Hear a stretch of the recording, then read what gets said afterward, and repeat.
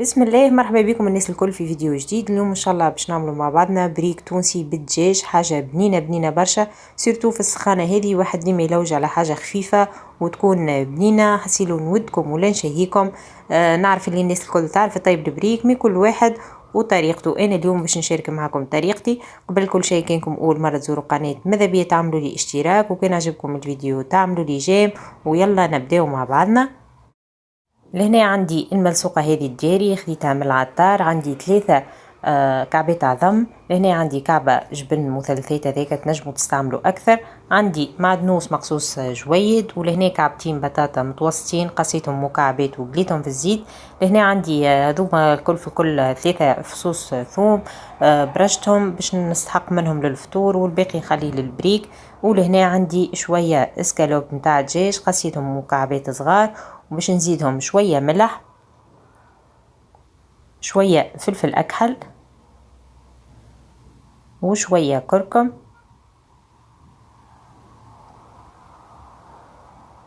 نخلطهم بالقدا مع بعضهم. لهنا باش نخلط بيدي باش هكا يتخلطوا بالقدا. وخديت طنجرة حطيت فيها شوية زيت، خليتهم يدفيو هكا شوية، وحطيت السكالوب متاعي. ماذا بيكم على نار هادية شوية، على خاطر كان باش تقويه في الغاز باش تيبس طرف السكالوب من برا ويبقى ني من داخل. كيف تطيبوها على نار هادية تجيكم طرية من داخل ومن برا، وكل مرة نحركوهم لين يطيبوا. لهنا سي بون طابوا طرف الدجاج متاعي، باش نقص عليهم الغاز. وخديت الصحفة لهنا باش نحط فيها طرف السكالوب. صدقوني تبعوها الطريقة هذه يجيكم بنين على الاخر. البريك متاعكم بسكالوب يجي بنين، حاسيلو حاجة اخرى.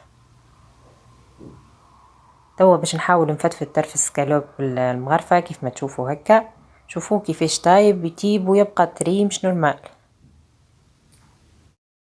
نكمل نفتفت الدجاج متاعي، وتوا باش نزيد عليه كعبة الجبن المثلثات. كيف ما حكيت لكم تنجموا تستعملوا اكثر، نجموا تستعملوا زيدا اي نوع متاع جبن اخر. مي جبن المثلثات راهو بنين برشا مع البريك. المهم استعملوا نوع باهي. نخلطوا مع الدجاج مادامو سخون باش يذوب لي كل الجبن. توا باش نزيد عليه البطاطا،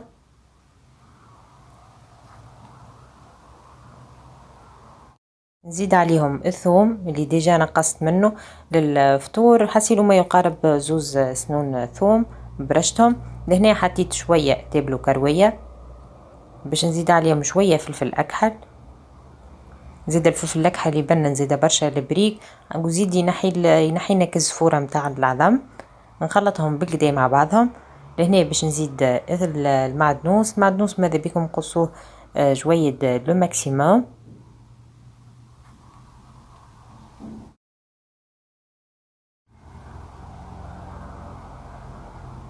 لهنا باش نزيد شوية ملح، نحسب حساب الدجاج اللي انا ملحته، والبطاطا زيدا حطيت فيها شوية ملح كيف قليتها. وتوا باش نجي نزيد العظم بالكعبة. انا لهنا على نص دوزينة بريك باش نستعمل 3 عظمات. نجموا حتى تستعملوا 4 عظمات.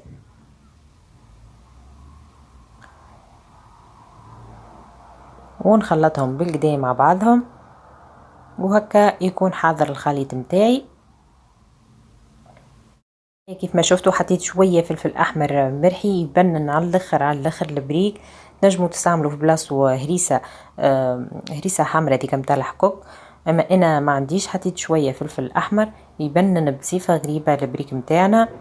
نخلطهم بالقدا،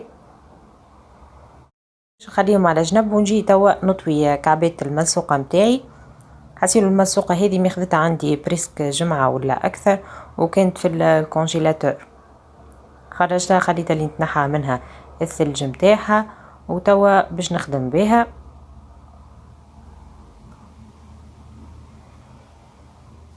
ماذا بيكم ديما البارتي الحرشة هذيك تخليوها من داخل، والرطبة تجي من برا باش من بعد تجيكم كعب البريك مزيانة وتحفونة. نطويها على شكل مربع كيف ما تشوفوا لهنا، ومن بعد على شكل مثلث، وهكا تكون حاضرة كعبة البريك الأولى. أنا يعجبني أكثر شكل، يعجبني هذايا المثلثات، تحسوا البريك متاعنا متاع قبل. حسيلو لهنا نكمل نطفي كعبات البريك الكل، كعبات الملصوقة. نجموا زيادة تعملوهم صوابع على كيفكم.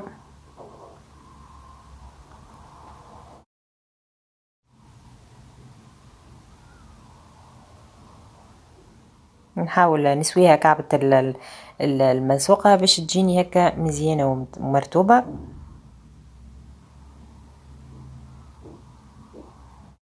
وتوا لهنا حطيت المقلة متاعي على النار، على نار متوسطة، ما تقويوش في الغاز باش تجيب لكم كعبة البريك وتبقى هكا لونها مزيان، ما تتحرقش من برا وتبقى نية من داخل. عمرت الكعبة الاولى كيف ما تشوفوا وحطيتها. نزيد الكعبة الثانية. انا الحقيقة كعبة البريك ما نعبيهاش برشا، ما نحبهاش الكعبة تبدا منفخة برشا، ما نحبهاش، نحبها متوسطة كيف ما تشوفوا لهنا، ما نحطش برشا. وكل واحد وذوقه حسيلو. لهنا كل مرة يلزمني كل مرة نحرك ندورهم على شيرة باش هكا يتنفخوا شوية ولونهم يبقى مزيان. نوسعوا بالنا كل مرة على شيرة.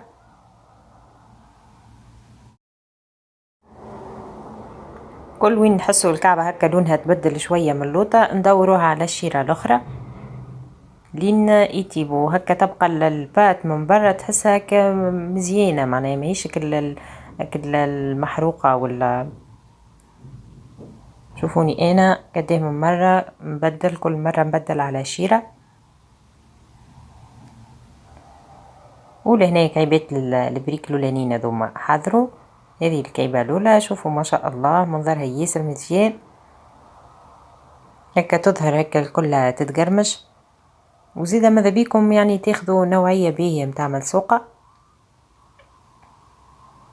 وهذه كعبة ثانية خرجتها، وباش نكمل كعبات الاخرين بنفس الطريقة.